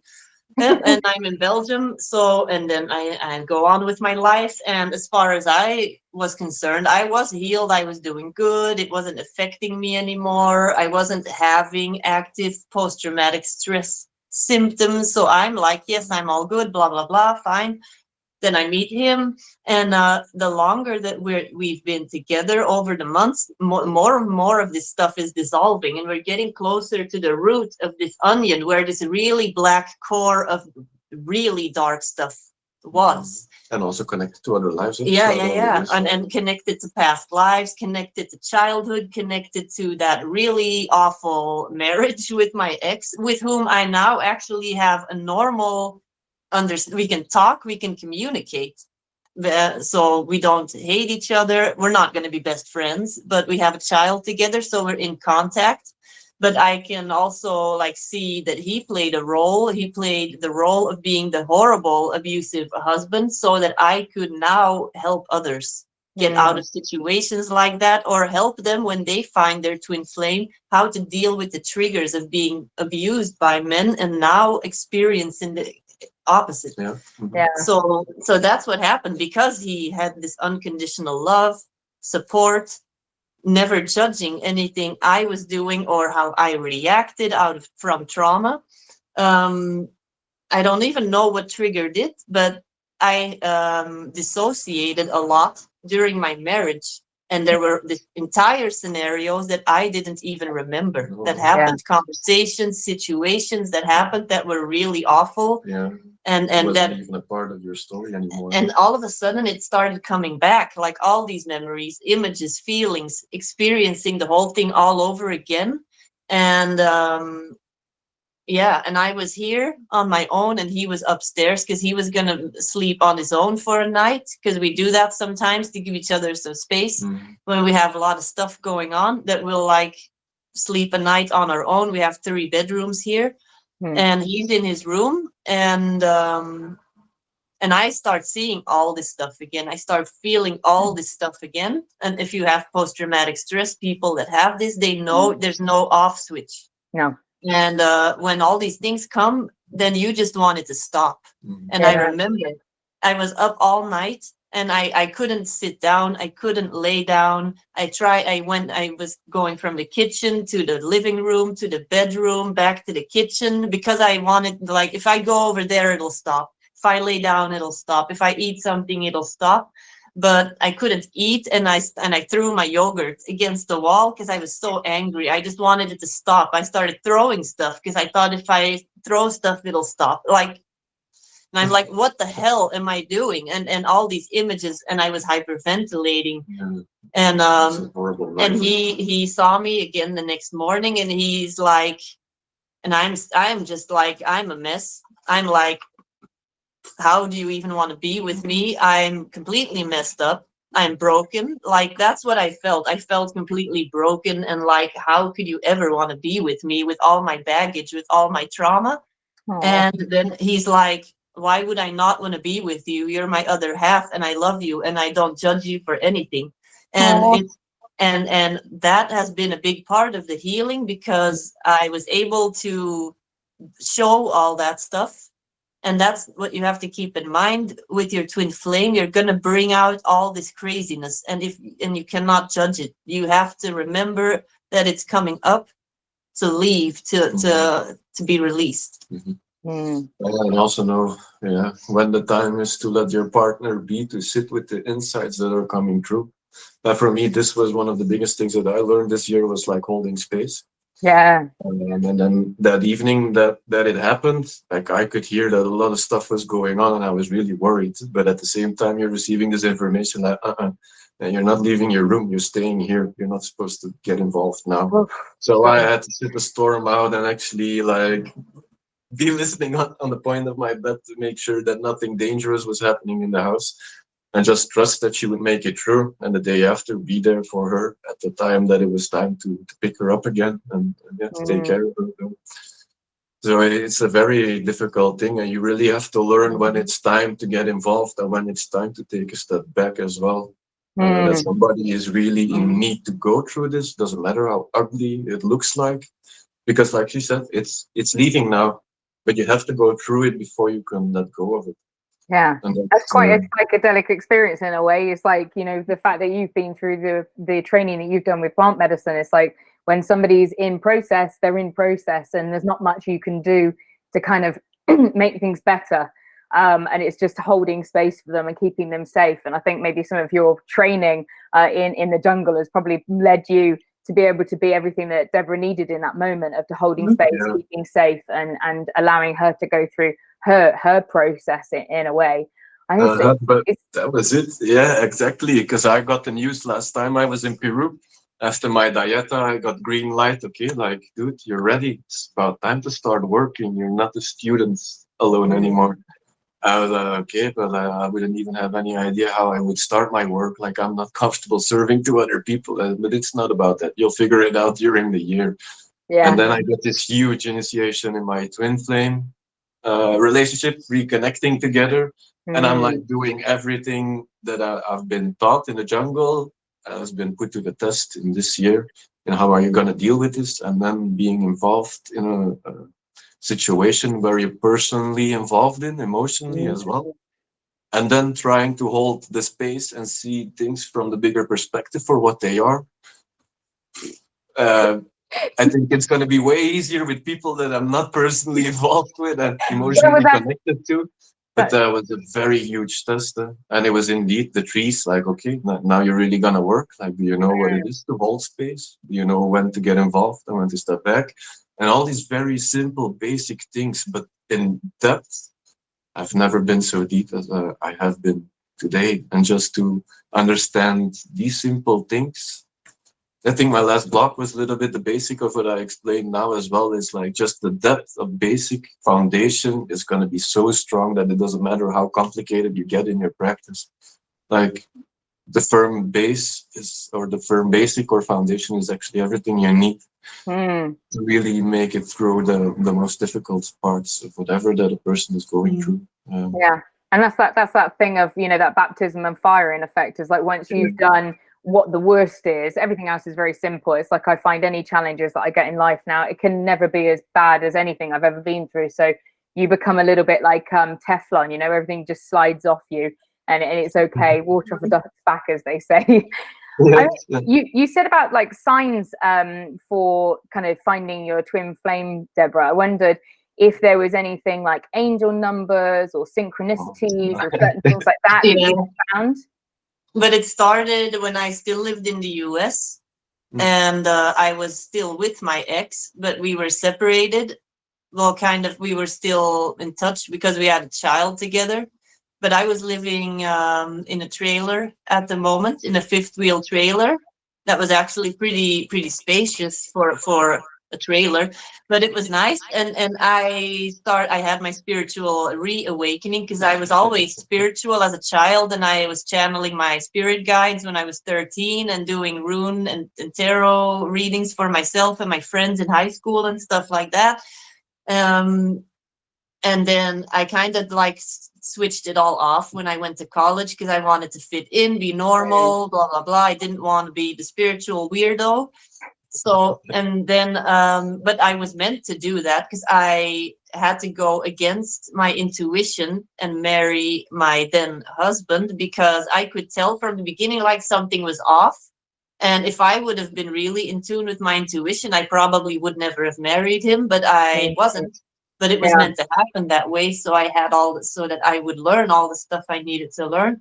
Anyway, so I'm just going to say it. He got incarcerated in the US, and I was like, okay, this is my time to leave. If I don't leave now, I will never be able to leave.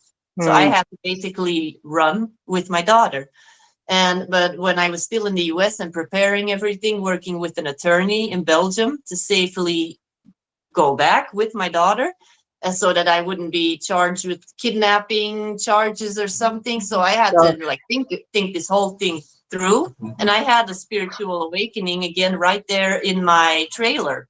And I had a full-blown Kundalini awakening where like the whole energy shot out of my crown, and all of a sudden I understood everything. I knew who everything was. Who everyone was in my life, the role they were playing, the whole scenario. I had the script. I had the script of my life, and I'm like, I have to go. This is connected to that life. Now we're paying off that karma, blah, blah, blah, blah. I saw the whole thing. And then I started seeing, well, I saw 1111. I had been seeing 1111 for about a year up until that point. And I was like, okay, what the hell is this 1111? I looked it up. But then I had the whole awakening. Then I kept seeing 44 and 444, and it was 444. And I woke up at 444. And that's Archangel Michael's number. And then I started working with a mentor that's a spiritual business coach, and she also works very strongly with the archangels. And I started working with Archangel Michael, really learning how to work with the blue ray frequency. And I kept seeing 444. And then when I was in the US, I saw twin stuff, like words, like a truck that passed me by that said twin, or like stuff like that. It's just, or like my daughter comes up to me and she suddenly out of nowhere says about her dolls, look, they're twins. I'm like, what did you say? Twins? Why? And then I'm in Belgium, and then it kind of stopped. But then when I started talking to him again, and I did the second reading, then I saw these twin like symbols everywhere again, or like twin signs, like the word twin or different, spelled differently, or license plates that said like TWN or something, like twin signs everywhere. When it didn't stop, it only got crazier and crazier over the whole year. All of a sudden, you really think like, man, is really every car just like put up here with all these crazy number plates? And wherever you look, the everywhere. Then 99, 777, 7711. If you name it, that just keeps on going all day through wherever you look. And it just increased. After we got together, it just increased like tremendously. every day we see license plates, we see on the clock mirror numbers is another big one, 1221, stuff like that, like that type I've of just stuff. got 1221 written down on my piece of paper that I've got next to me for notes, because we started at 1221. I saw that just as we'd started, so I wrote that down. I was like, signs for twin flames. I was going to ask you about it, and you've literally just said that, so that's amazing. And we just saw like 1333 a minute ago. But I find at the moment, everything is so synchronous at the moment. I find like I can't not look at a clock and it be an angel number. I can't not see. It's just everywhere. It's like being constantly inputted with stuff. And I've always seen 1111, and then maybe you would see something like 222 or like 444 or something like maybe 3 times in a day over the last couple of years, and it's been increasing. But this year, it is every hour on the hour I'm getting a number. I'm waking up at certain times, and I woke up the other night. I'll have to have a look at what it said, but I woke up the other night, and I had this voice in my head, and it said something like, you are the breath of God. No, like you are God in a breath, and the breath of God in a moment, or something. And it was something like that.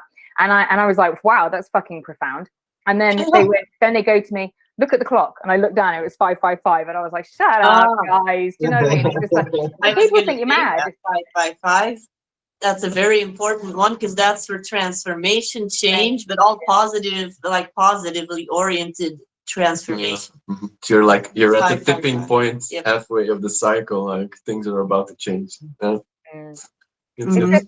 think it's mad. And I think like people who are starting on their journeys, I think they say with 1111, that's the kind of portal to all of this stuff. And I think when you start to, it was for me, and I know it has been for a lot of people that I've talked to, and they start off with 1111, and then before you know it, you're in this relationship with this other part, this other spirit, this part of yourself, the higher self, God, whatever you want to call it.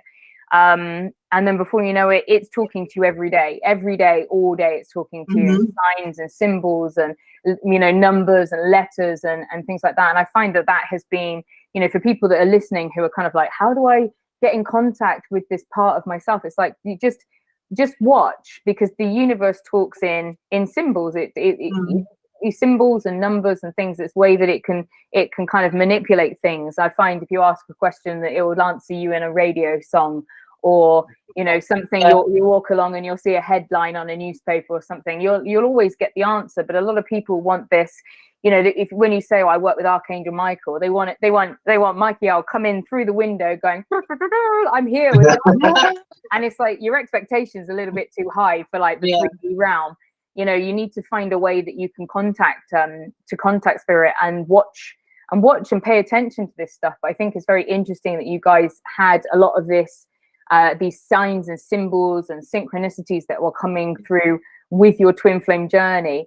Was there anything else that you experienced that you were just like, oh gosh, this is very special to us, the journey? One thing that really was nice for me, by example, to see is like the longer we are together, the more that we start to adapt towards each other's skills as well, or that like I'm starting to become more clairvoyant. Like I finally start to really get images and start to see things, and as well like the work, like just how we got intertwined.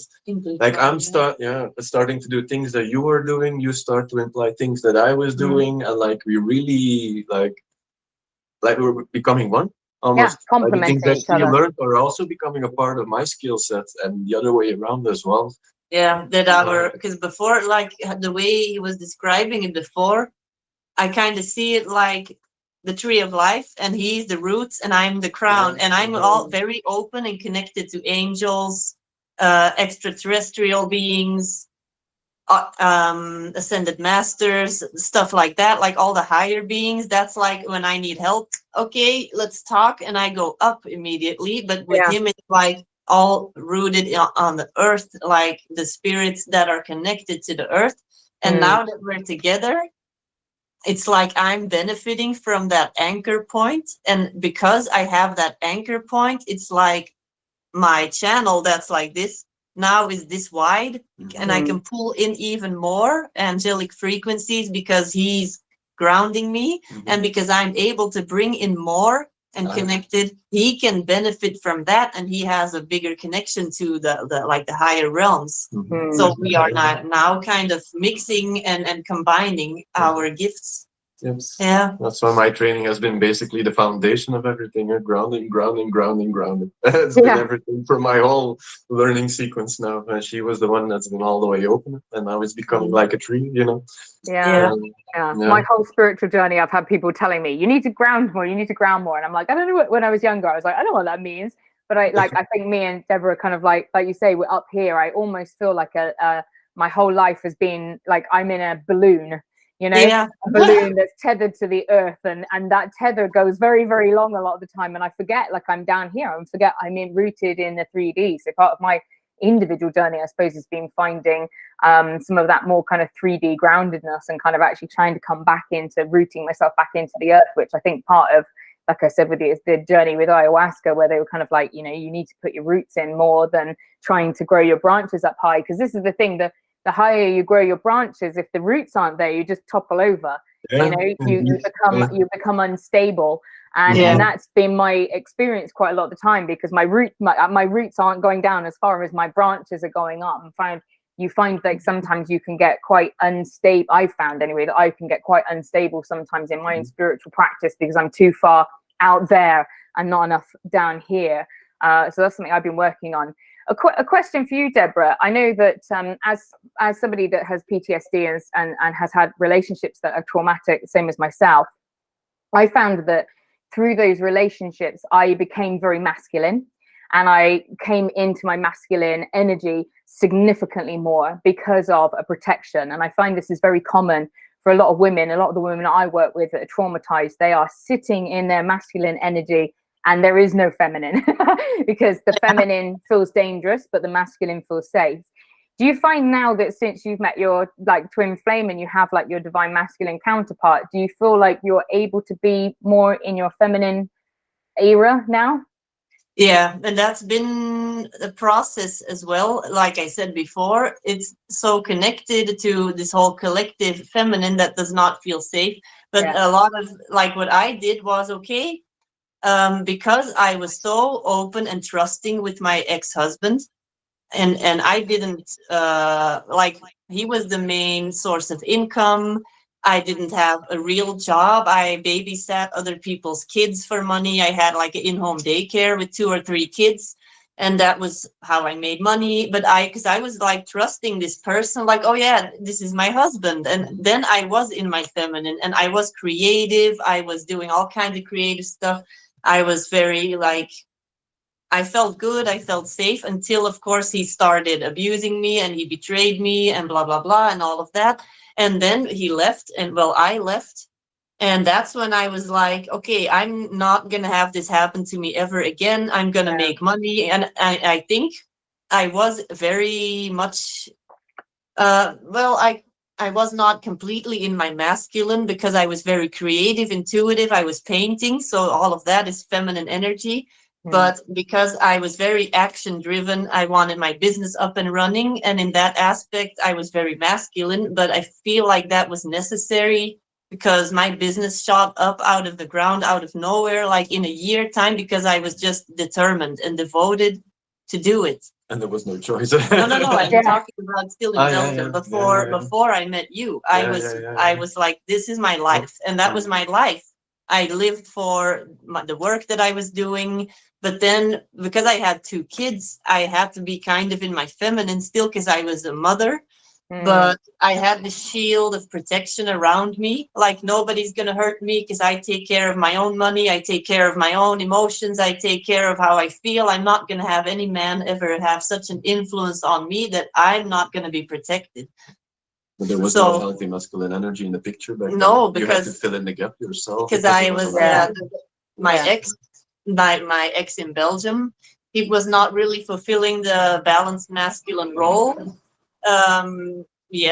Because so I kind of took on that role of both roles of the mother and father and everything.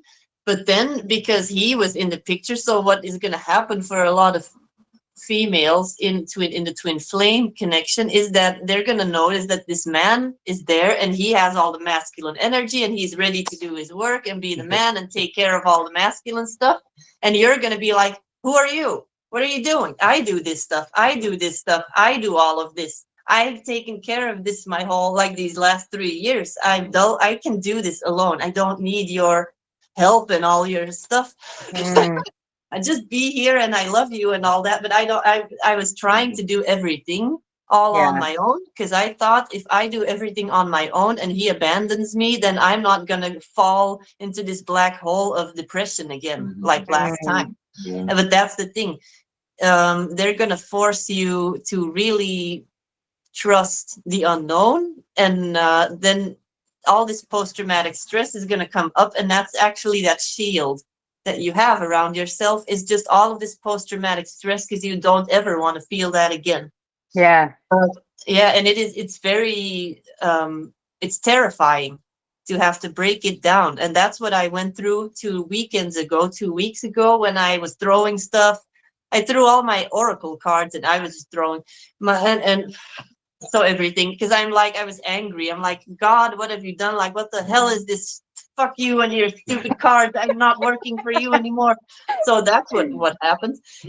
But then, of course, I said sorry, because I love my work. But that was the night I felt that I really broke that wall. The last bricks of the wall were like completely demolished that night.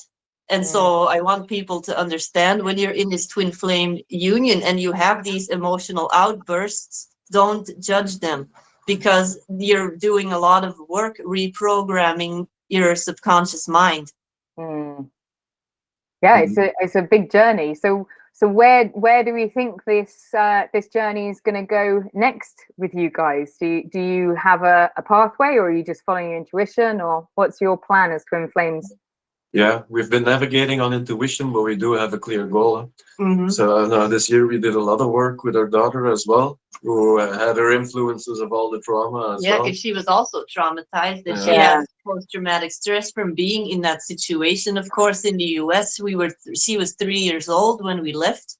But is the core of her existence. Yeah, she still subconsciously, she saw a lot of violence. She saw that her dad was yelling at me. She's very defensive, and she doesn't trust anyone. But over the year, as I have been breaking down my wall and opening up to him, my daughter Nora has been breaking down her little wall, because she's tiny, but she has a big wall around her, and she has learned, like, no matter how terrifying it was to have this man in her life, that he's safe, that this is a safe person for her to have. And just her seeing how she's like realizing that, and how she's calming down, and how her reactions are way less defensive. She's more open to impulsive. She's it's just very interesting. So this year has been a year that's all about healing and also helping others, I feel. And we've started doing stuff for twin flames, soulmates, and we started just putting our experience of the past year into a course. That's just video modules where we talk about different topics like communication, triggers, stuff like that. Like, how do you handle like trying to give the people a firm foundation, like some basic core values that everybody can work on and build on within their own story or whatever. You don't have to put details of the story on top of it, but you just have a core value that you can work with. But we saw it as well then now with the daughter, that we worked on a lot of her frustrations and anger.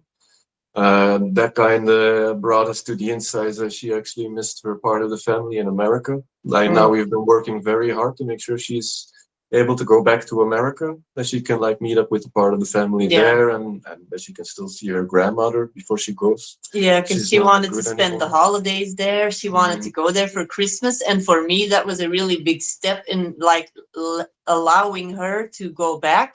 But we've been in communication, and like her dad is also like, okay, he admitted that he has a problem. He is in therapy. So I can see that he is wanting to be a good father. And I'm always communicating with my spirit guide, and I'm like, this feels like not a good thing, sending her back to the situation that we escaped. And they're like, yeah, but you also have to give them the chance to dissolve their trauma and heal together. Yeah. And so I'm like, okay, and it felt right to like send her there so she can spend the holidays with them so they can reconnect.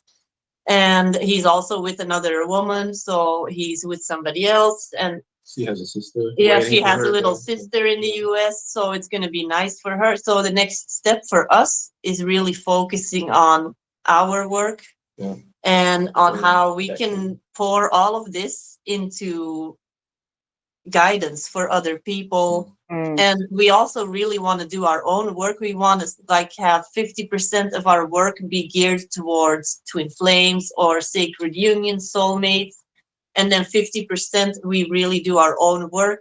That we're individual, you have to kind of stay your individual self, because that's the thing with twin flames, because you're merging, because you're becoming one, you have to really be careful that you don't lose yourself completely, that you still do the things that you love. And you find the balance in that. It's really, really important. Like, there is no healthy relationship in being 24/7 together and giving your whole individuality away. Like, you still need it. It's the reason why you are who you are. And that's also what made you the person that the other partner fell in love with. Also, like, if you give that away, then you lose your polarity or the dynamics in the relationship. It's very important. Beautiful, It's difficult. It's difficult. I think, like you say, it's that three, and it's remembering that the two corners support the apex. And so you have to have those two steady corners to have this bit, and that means having the separate identities and being your individual selves, supporting that bit at the top, and finding. I think that's probably one of maybe quite hard, and it's maybe a different journey that twin flames will have to go through. Is whereas for a lot of partners, I think that are not twin flames, it's like trying to find a way to come together. Whereas it's actually almost a way of having to support the individualism that comes with you guys as twin flames, as being something that's new for you guys. Well, and we see it as well in something healthy for other relationships, and not per se only for like sacred unions or twin flames. It's just some basic knowledge that really benefits every relationship somebody can have in his life. I always say that you're just walking parallel with each other. It shouldn't be too intertwined. It's like two people walking each other home. So it should be that you're two individual unions, individual parts to make a union. But I think with the twin flame, you say like there's that link in between the two of you. So it's like you're still very separate, but then there's links that kind of seems to want to pull you two together to be like, no, we'd be like this. And it's like, no, try and keep your individual selves as well. So where would we're coming up to 2 hours already, so I can talk to you guys all day, probably all day every day. But where can we find you guys? Obviously I'll put some links down below, but I mean, if you want to tell people where that we can find you. Well, I'm most active on my Instagram, and that is at Lemaire Soulcrafts. That's on Instagram. I post everything there first, and I also have a Facebook group, and that's called Activate Your Telephone Line to Source. And that's also where people can find my free course. It's basically just intuitive development. It has all the stuff in there, and you can connect to other people. And my videos are also on YouTube and TikTok. So that's where I'm most active. And then my website, but there's links to all of that stuff on my social media. And for me, it's the same. I think most from my profession is through Instagram as well. We both do have our own podcasts as well that are on different platforms, but they're still a little bit in development. It's like a little bit fun project in the back of our mind that comes along with all the rest. And then I have my own website as well. I do also have a Facebook group, but it's more for the people that I personally worked with, that I can have like a safe space for real integration work, and where people can find safe community without trolls and crazy stuff going on. That there is like this really safe space on Facebook where we can like keep on connecting with each other, and that people have the feeling they're not alone. Oh, we're forgetting something. Yes. There's also our shared Instagram account. We have our own Instagrams, and then we have a shared Instagram account that's called Atlantean Twin Flames. And there's also a Facebook group with the same name, Atlantean Twin Flames. We called ourselves that because we feel like, the way I saw it is that Atlantean lifetime is, we were kind of like a high priest and high priestess in this temple. And we were working with a bunch of other twin flame couples, but it was kind of clear that we somehow had like leadership positions. And it was told by spirit to me when I started working with my first twin flame clients, when we started working, that the people that we will be connecting with, the twin flame couples or like soulmate couples that we will be connecting with and helping in this lifetime, a lot of them are connections from Atlantis. And that was just like normal. Okay, let's call this group Atlantean Twin Flames, because the people that are going to be joining this group are going to be Atlantean Twin Flames. So it's like the main chapter in the whole story. Like that's the biggest energy to transform. Transmute.